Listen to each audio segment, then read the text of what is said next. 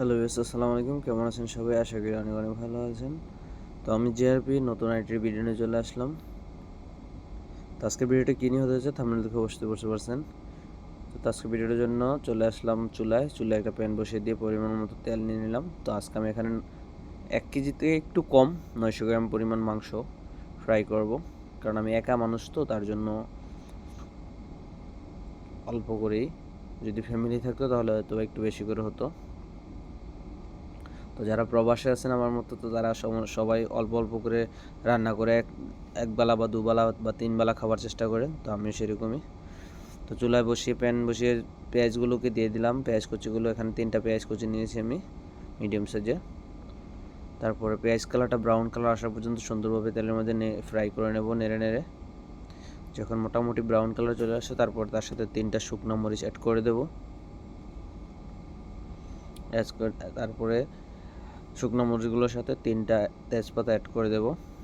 Add করে দিয়ে আরও 2 থেকে 3 মিনিট সুন্দরভাবে চুলার আঁচটাকে মিডিয়াম রেখে এখানে সুন্দরভাবে নেড়ে আমি পেঁয়াজটাকে ব্রাউন কালার আসা পর্যন্ত, পুরোপুরি ব্রাউন কালার আসা পর্যন্ত ওয়েট করব।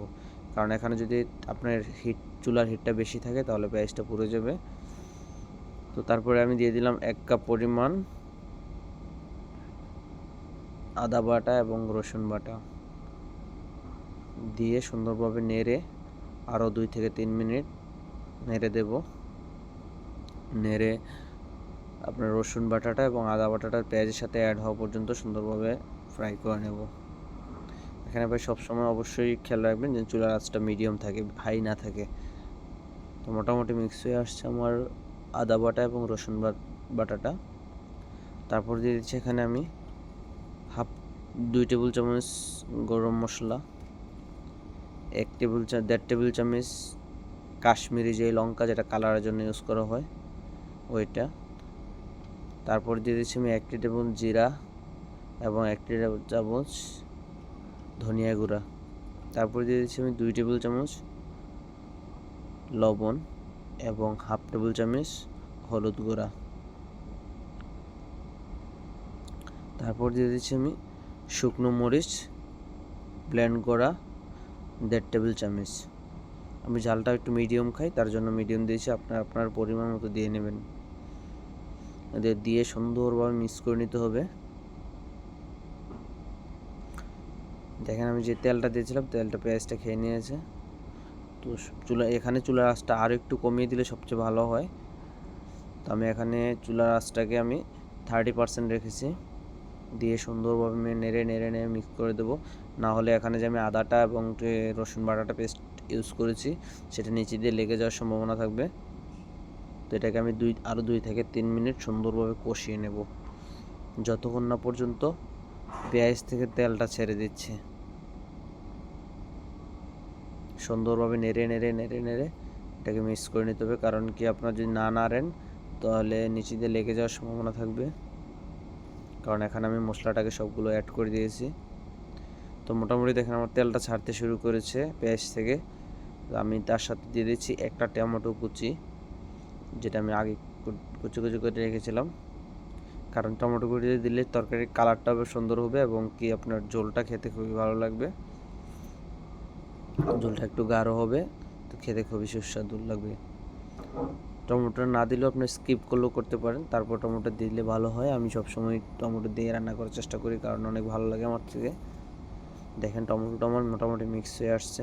তো এর ফাঁকে আমি 2 থেকে 3 বার নেড়ে দিয়েছিলাম। দেখেন টমেটোটা মিক্স হয়ে আসছে এবং কতটা সুন্দর গাঢ় হয়ে গেছে তরকারিটা। এটাকে আমি আরও 2 মিনিট নেড়ে দেবো সুন্দর করে।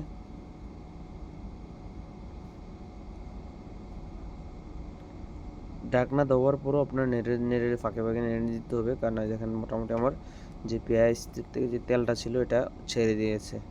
তো এখন আমি তার সাথে 1/2 কাপ পরিমাণ পানি অ্যাড করব, বেশি না, 1/2 কাপ অনলি।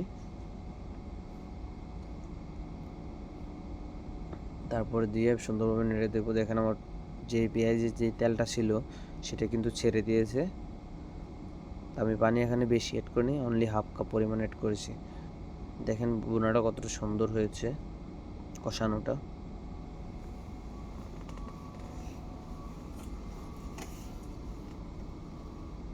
তো এটাকে আরও 1 থেকে 1.5 মিনিট সুন্দরভাবে মিডিয়াম আছে কষিয়ে নেব, কারণ পানি দিয়েছি, পানিটা কাঁচা রয়েছে। সুন্দরভাবে দেখেন পানিটা তো পানিটা খেয়ে এবং তেলটা উপরে উঠে আসছে।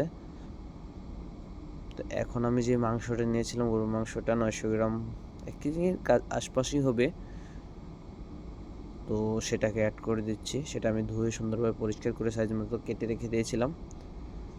দেখেন অ্যাড করে মিক্স করে দিয়েছি সুন্দরভাবে।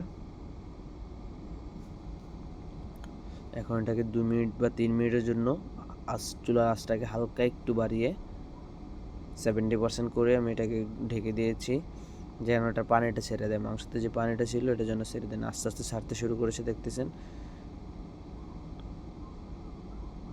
আমি এটাকে আবারও একটু সুন্দর করে উপর নিচে করে দেবো, যেন যে ঝোলটা এবং কি মশলাগুলো যেন মাংসটার সাথে অ্যাড হয় সুন্দরভাবে।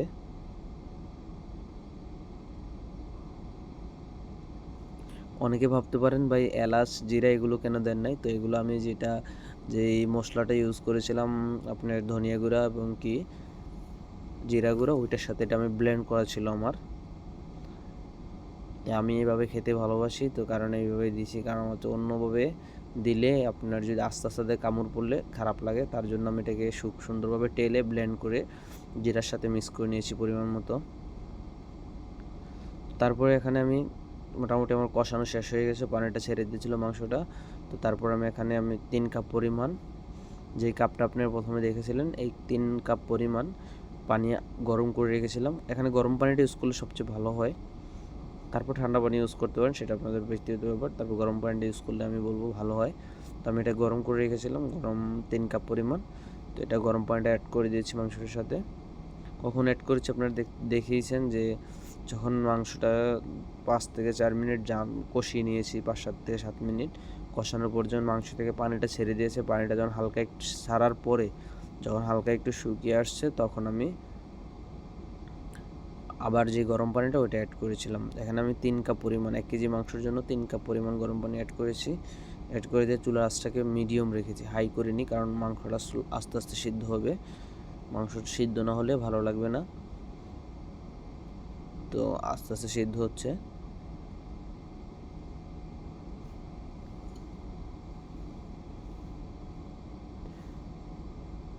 তো ফাঁকে ফাঁকে আমি নেড়ে দিচ্ছি, নেড়ে দিয়ে দেখেন পানিটা এখন মোটামুটি শুকিয়ে আসছে। মাংসের কালারটা অনেকটা সুন্দর হয়ে আসছে, গ্রান অনেক সুন্দর একটা গ্রান আসতেছে।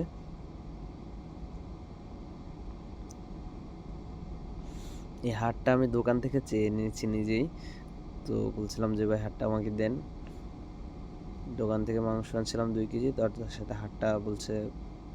আমি বলছি ভাই হাড়টা আমার তো ভালো লাগছে, হাড়টা আমাকে দেন। তো দেখতেই পারতেছেন মোটামুটি আমার রান্নাটা কমপ্লিট হয়ে গেছে, অনেকটা সুন্দর আর ফ্লেভার আসছে বন্ধুরা। তো আপনাদের কাছে জানতে চাই যে রান্নাটা কীরকম হয়েছে, অবশ্যই কমেন্ট করে জানিয়ে দেবেন আমাকে।